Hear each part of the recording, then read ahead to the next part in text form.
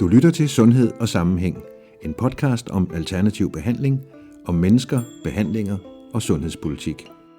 Som læge kan jeg ikke anbefale alternativ behandling. Enten er det placebo, eller også er det humbug. Jeg kunne mærke på min egen krop, at det virkede. Jeg tror, der er rigtig mange kvaksalver derude. Hej. Regner det udenfor, mens du lytter til min podcast? Det er der gode chancer for, hvis du hører episoden lige når den er lagt op, nemlig her i juli 2024.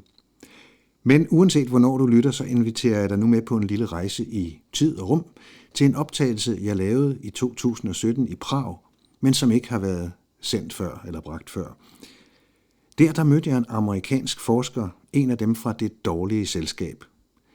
De forskere er nemlig de mest interessante, netop fordi det er dem, de andre ikke vil lege med, som Kim Larsen plejer at synge. Dem vil de ikke lege med, når det gælder videnskab.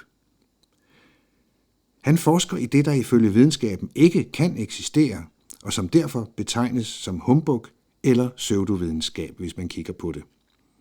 Men hvem bestemmer egentlig, hvad videnskab er for en størrelse? Ja, velkommen til episoden, når videnskaben udvikler sig. Min gæst hedder Dean Radin, og han er forsker. Han har en kandidatuddannelse i elektroteknik og en Ph.D. i psykologi. Og han arbejdede i nogle år i teleindustrien, inden han for alvor begyndte at forske i psykiske fænomener, som for eksempel telepati eller clairvoyance. Siden 2001 har han arbejdet på Institute of Noetic Science i Californien, og i dag er han den ledende forsker på instituttet. Og Dean taler selvfølgelig engelsk og amerikansk, men jeg opsummerer med mellemrum det, han siger, så man ikke bliver koblet helt af, hvis man lige mangler nogle engelsktimer. Så nu vil jeg overlade til mig selv og introducere vores samtale. Hvis vi nu antager, at bevidstheden er det fundamentale, at den går forud for den fysiske verden, forud for vores idéer om tid og rum, så er vi alle gennemsyret af en bevidsthed, som kommer før tid og rum. Alt, hvad vi ved om den fysiske verden, er helt fint, bortset fra, at det hele har en eller anden form for bevidsthed. Hvad i alverden betyder det, og hvem tillader sig at sige sådan noget? Det vender vi tilbage til. Nogle forskere har iagttaget, at nogle små usynlige partikler opfører sig underligt, og naturligvis laver de derfor nogle forsøg, som de får publiceret i videnskabelige tidsskrifter. Kvantefysikken har rundet de 100 år. Andre forskere har iagttaget noget lige så underligt, nemlig at visse mennesker er i stand til at fortælle, hvad der foregår for eksempel 2.000 km væk, uden at have adgang til informationer om stedet. Forskerne laver også forsøg, der påviser det, men her er de videnskabelige tidsskrifter knap så nemme at danse med. Den slags er ikke populært i videnskabelige kredse. I begge tilfælde er forskerne meget grundige og meget professionelle. Men hvorfor vil tidsskrifterne helst skrive om forsøgene med de små usynlige partikler og ikke det andet? Hvad er det egentlig, der foregår? Det spurgte jeg Dean Radin om. Han er ledende forsker på Institute of Noetic Science i Californien. There are still some editors of journals who really don't like this topic, and so they'll reject a paper instantly, sometimes even precognitively. Like you send an email with a submission and like 10 minutes later you get a rejection. So that's a miracle. On the other hand, there are, I would say, more and more journals and editors who are becoming more open-minded about these phenomena. They still require very rigorous results and oftentimes will send a paper out not to the usual 2 referees, but sometimes 6 referees. And they're doing that basically to cover themselves so they can say they did a very rigorous reviewing job. But yeah, we're finding more and more papers in more top-tier mainstream journals. So that, I would say that is a good sign. 10 minutter efter man har sendt sin forskningsartikel til tidsskriftet, kommer så e-mailen med afslaget. Det er næsten overnaturligt. Det er dog et godt tegn, at nogle tidsskrifter er ved at åbne sig mere, siger Dean Radin. Men også her er kravene ekstra store, hvis en artikel om psykiske fænomener skal slippe gennem nåleøjet. Ofte bliver artikler af denne type for eksempel sendt til bedømmelse 6 steder i stedet for 2, som man normalt gør. De lærte er uenige, den hører vi tit, og medierne elsker konflikter mellem videnskabsmænd. Men det er noget helt andet, hvis nogle af de lærte udfordrer selve naturvidenskabens grundlæggende antagelser. For eksempel blot ved at fortælle, at de forsker i emner som nærdødsoplevelser eller telepati. Som journalist har jeg tit undret mig over mine kollegers autoritetstro og mangel på kildekritik. I Danmark hører man kun sjældent om fænomener, der ikke passer ind i naturvidenskabens verdensbillede. Men hvis en journalist vil undersøge sagen, ringer han eller hun til en fra den gruppe af fagfolk, der har en høj position på et af vores universiteter. En person, som man ved kan give et kvalificeret svar. På den måde er man nemlig sikker på, at sagkundskaben sætter tingene på plads. Da Danmark er et lille land, er det ofte de samme professorer, der udtaler sig hver gang. Men er det også tilfældet i USA? It's not clear that there are people that journalists would automatically go to ask about these things.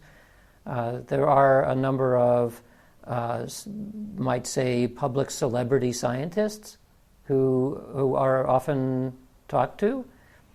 Mostly they're in physics, occasionally a neuroscientist here and there, but it's only a few physicists who are really known as Mr. Science that people turn to. And if they're asked about topics that they actually don't know anything about, the general public may not know that.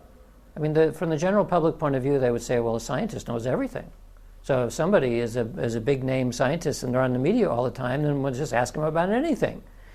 And they probably feel a certain degree of pressure to maintain their status as Mr. Science, so they will talk about it. This is fine for topics that they know about, but it's absolutely not fine when they don't know what they're talking about.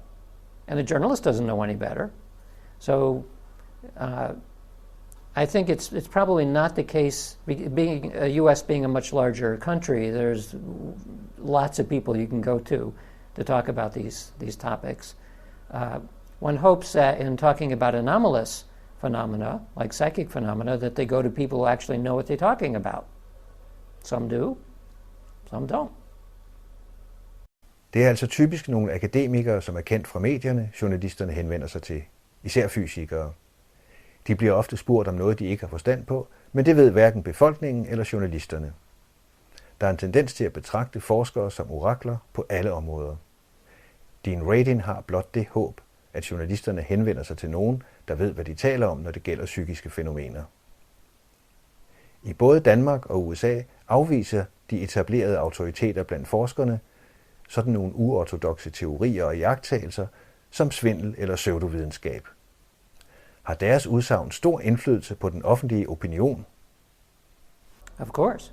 Yeah. If you have people whose opinions are considered to be sound and sober and scientific and all the rest, saying that you don't need to pay attention to this kind of information because it has no merit to it, even though they actually don't know what they're talking about, it biases who is willing to be public about their interest.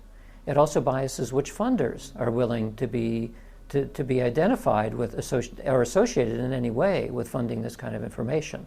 This is the reason why in the U.S. the program that Ed May was in charge of was top secret for 20 years. So you could not talk about it at all.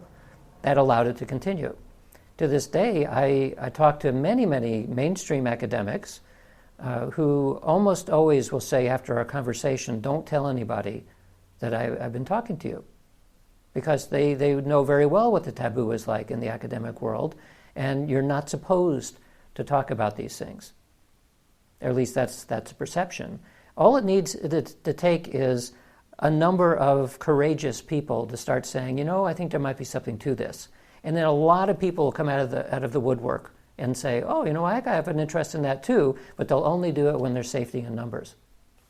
Autoriteternes afvisning har altså stor indflydelse på den offentlige opinion, på hvem der tør udtale sig om emnet og på hvem der har lyst til at støtte forskningen økonomisk. Og når din rating har haft en samtale med andre akademikere, slutter mange af dem med at sige, lad være med at sige til nogen, at du har snakket med mig. De uortodokse forskere og deres tilhængere siger, at det er på tide med et paradigmeskift inden for videnskaben, hvis vi skal videre i forståelsen af mennesket og universet. Men det er ikke lige det, der er agendaen hos forskerne i toppen af samfundets pyramide. Everybody who is at the top tier is interested in maintaining the status quo. And so somebody who would say that, no, we basically know how things work and the paradigm is sufficiently stable and we can keep it, they don't know anything about the history of science because paradigms change all the time. And it's always the case that people at the top tier being interested in maintaining their position, they don't want the paradigm to change. And unfortunately, they have the strings of power to hold it back. So I think if I read Thomas Kuhn and other historians or sociologists of science, what becomes clear is that there are anomalies. The anomalies are eventually either extinguished because they turned out to be false in some way, or they're real. Well, they will create a crisis at some point and force a new paradigm. So one of the things that I hear a lot from academics who may be sympathetic to these ideas is that you can't throw away the textbooks, right? Our disciplines are good enough. So why would, even if there were anomalies, they're going to be absorbed into our existing disciplines and we can't start over again. So what you're talking about is crazy. To which I would say that in some respects they're correct. Our technology shows that at least some of what we understand is pretty good. So we have to think about a paradigm change not as completely overruling everything that we knew before, but more like the transition between classical and quantum mechanics. That quantum mechanics expanded the notion of classical mechanics in a way that saw the classical world as a special case. And so you simply make it more comprehensive. You don't throw away Newton because it's still good, but you now see that there are other ways and other ideas that come about. So by the same token, I think the same will probably happen mainly in physics first, where you expand the notion of, and actually, no, let me take it back. We're dealing here with something more like a meta-paradigm rather than a change in physics or change in biology and chemistry. It's a meta-paradigm in the sense that you have to look at all of science as a construct and see whether the assumptions on which that sits are correct. And so I would say that I think that the assumption that we're sitting on physics at the bottom is probably incorrect, at least in terms of today's physics.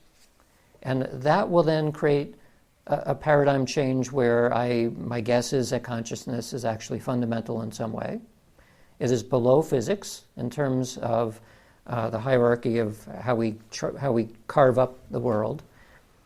And the nice thing about thinking of it in those terms is it doesn't require any changes to chemistry or biology or whatever.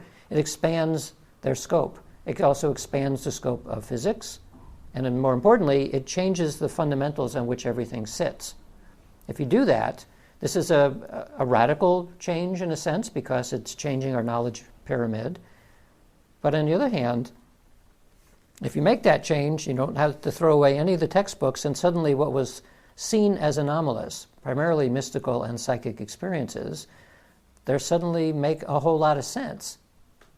And so you look at the other way of approaching this. You take scientists who accept the materialistic view of reality is more or less complete and are still trying to fit in how can something like clairvoyance or telepathy work because they accept that the data is solid. It's possible but very, very difficult to fit within the existing materialist viewpoint how could something like clairvoyance work. It's not impossible perhaps, but it's just very difficult. And so it is, to me, it's a little bit similar to the development of the Ptolemaic view of the universe, of many, many epicycles and concentric and ellipses and so on, where you try to fit everything together. And their models worked pretty well, but they were way more complicated than the Copernican revolution.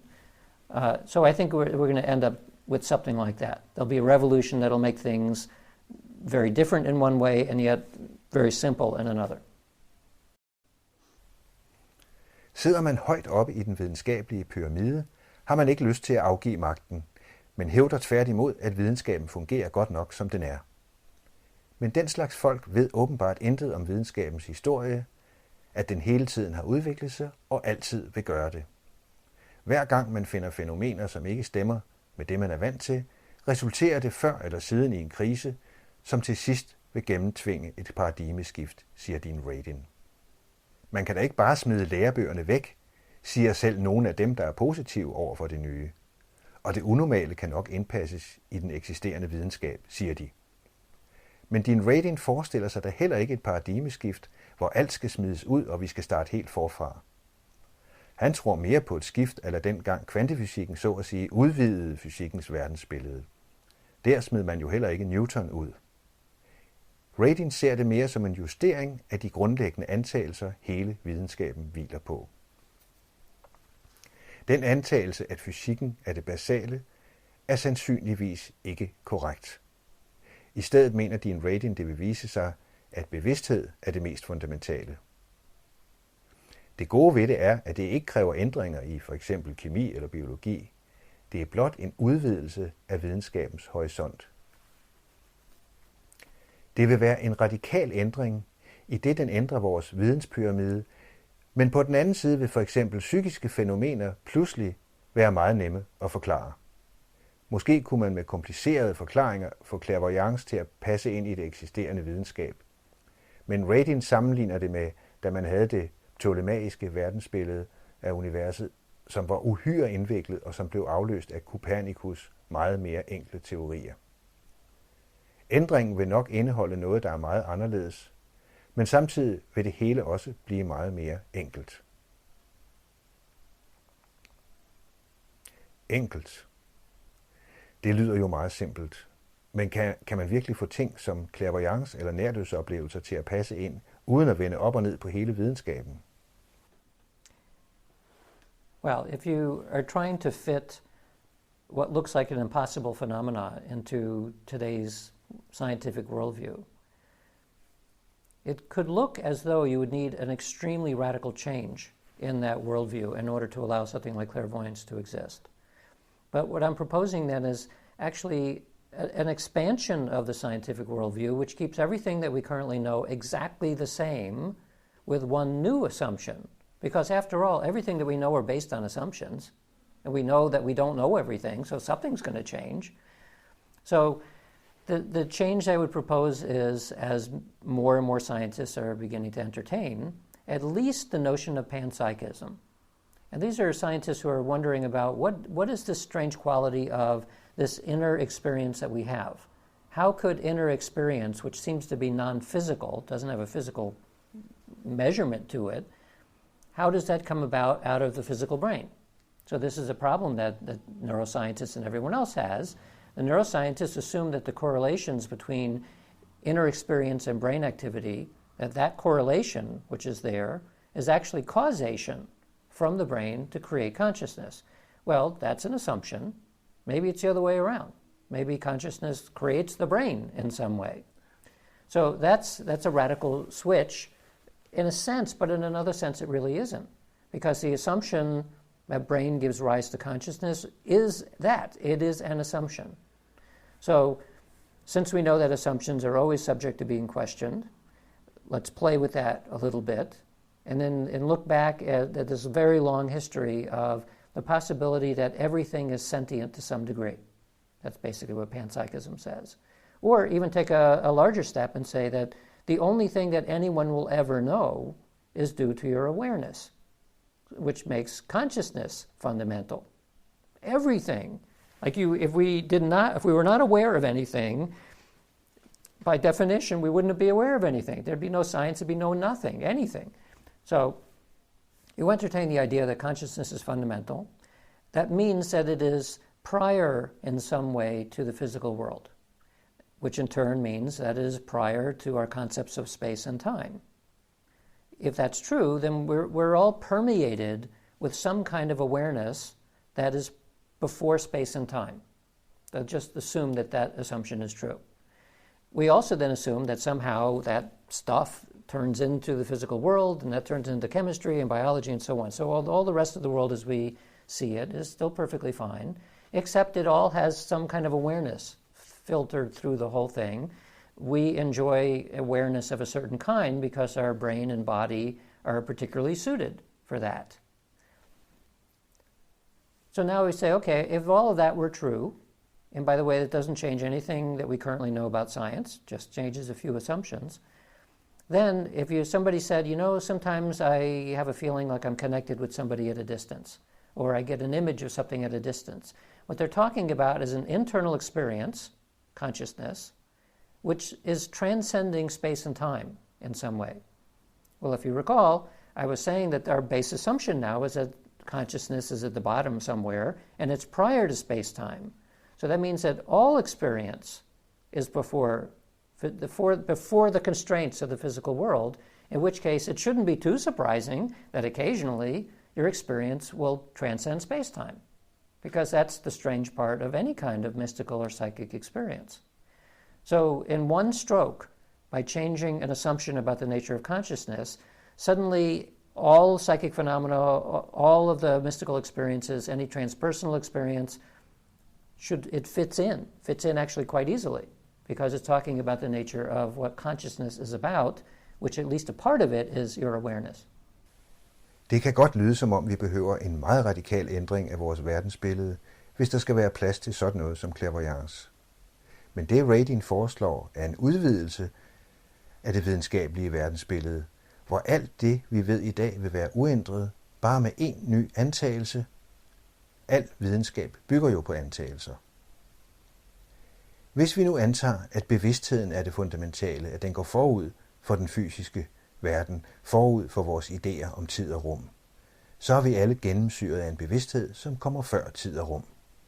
Alt, hvad vi ved om den fysiske verden, er helt fint, bortset fra, at det hele har en eller anden form for bevidsthed, siger Radin. Hvis ikke vi var bevidste om noget, ville der ikke være nogen videnskab, der vil ikke være noget som helst. I den forstand kan man sige, at bevidstheden går forud for den fysiske verden. Altså med et slag ved at ændre antagelserne om bevidstheden, vil alle psykiske, mystiske eller transpersonelle oplevelser passe perfekt ind i den videnskabelige ramme. Hvis nogen for eksempel siger, at de på afstand føler sig forbundet med en anden, er det en indre oplevelse, som overskrider tid og rum. Men hvis bevidstheden er det primære, er det netop ikke så underligt, at sådan noget kan ske. Jeg kan godt blive lidt svimmel ved tanken. Det lyder ikke som nogen let opgave at vende op og ned på det fysiske og det psykiske. Hvad skal der til for at få en mere åben og fordomsfri diskussion om de grundlæggende videnskabelige antagelser?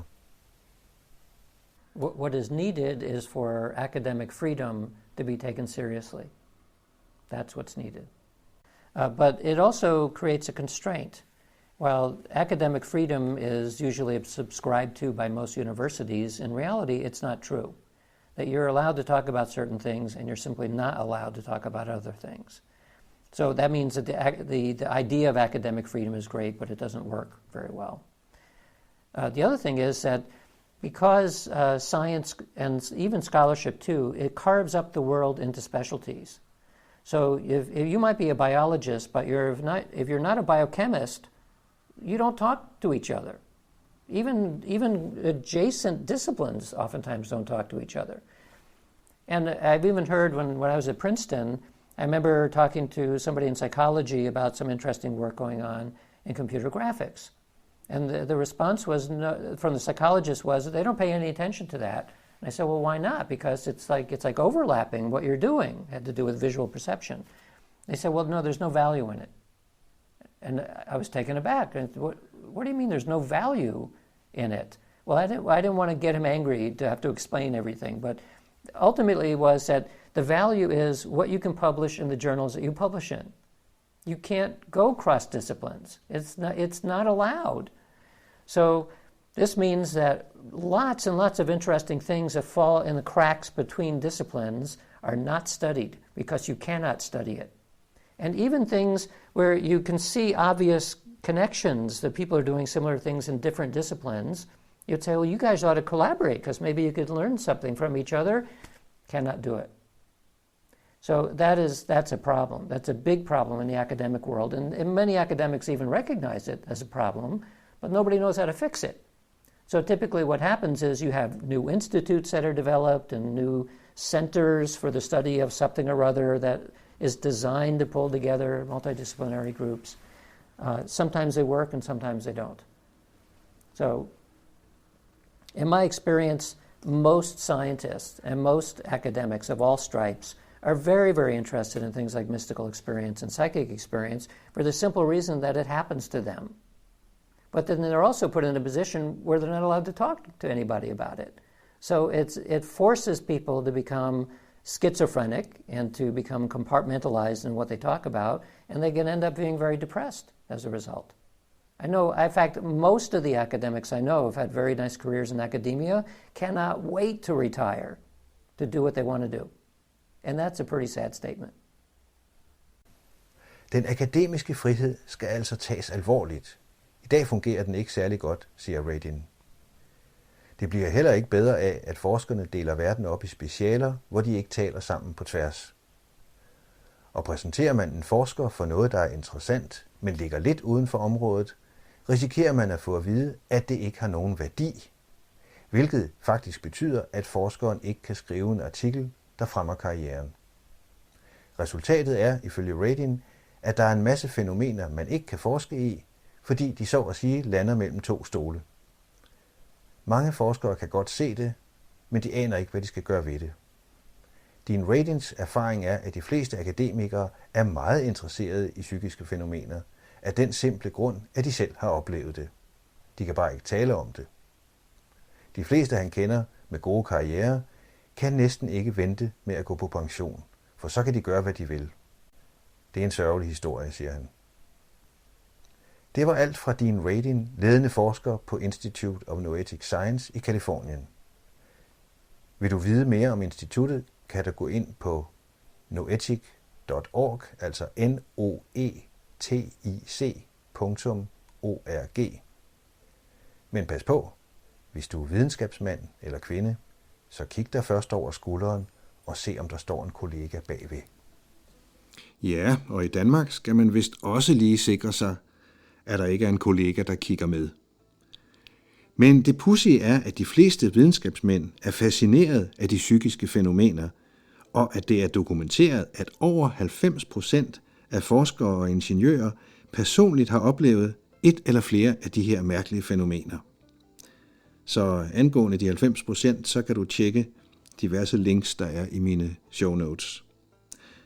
Og nu vil jeg give ordet til min sponsor, og han ligner mig sjovt nok på en prik. Jeg arbejder også med kommunikation på et andet plan end det der med journalistik. Det er nemlig den kommunikation, der foregår direkte mellem mennesker, med ord, med kropssprog og energier. Og du kender det sikkert også nogle gange. Så siger du noget, som kollegaen eller kæresten bare opfatter helt anderledes. Og så protesterer du måske, men det gør nogle gange det hele værre. Og så ender det måske med suguminer eller skænderier. Og ingen af jer fatter, hvad det egentlig var, der skete. Så den slags kan jeg godt hjælpe jer med på arbejdspladsen eller i parforholdet. Det foregår simpelthen ved, at vi bruger en samtaleform, der hedder imago. Og det er ikke noget quick fix, men derimod noget, der skaber indsigt og empati. Og det er endda uden, at metoden på nogen måde er konfronterende. Så hvis du vil se, om det er noget for dig, så kan du finde noget om det i mine show notes. Tak for denne gang. Jeg håber, du fik lidt inspiration, og kan du lide det, du hører, så del det meget gerne med andre. Når vi i podcasten henviser til noget bestemt, kan du altid finde fakta og links i de show notes, der følger med hver episode i din app. Og apropos app, husk at abonnere på Sundhed og Sammenhæng i din Spotify, Apple eller hvor du nu færdes. Så går du ikke glip af noget. Og det er også en rigtig god idé at finde den Facebook-gruppe, der simpelthen hedder Sundhed og Sammenhæng. Musikken var af Clive Romney, og din vært også denne gang, det var mig, Jesper Madsen. Vi høres ved.